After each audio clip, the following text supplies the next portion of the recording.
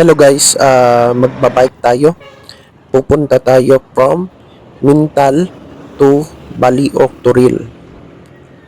So yan, daan tayo dito sa Golden Shower Street at San Francisco Street. Ito guys, makita mo is Mintal Comprehensive Senior High School. Daan lang tayo sa San Francisco Street hanggang sa Bago Oshiro. Makita mo guys is Philippine Coconut Authority at Department of Agriculture Regional Office. So kung kayo ay taga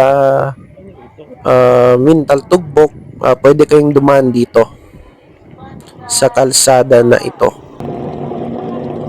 Ayan guys, nakasalubong ko mga bikers.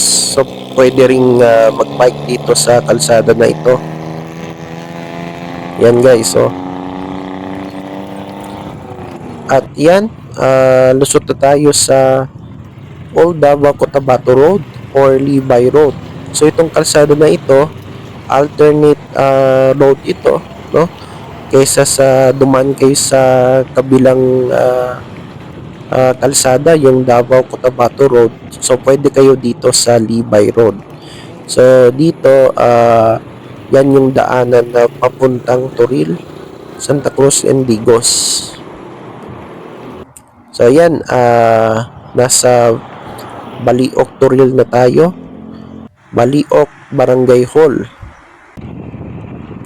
At yan, Bago Galyera. Dahil dumaan naman tayo sa Katalunan Pequeño.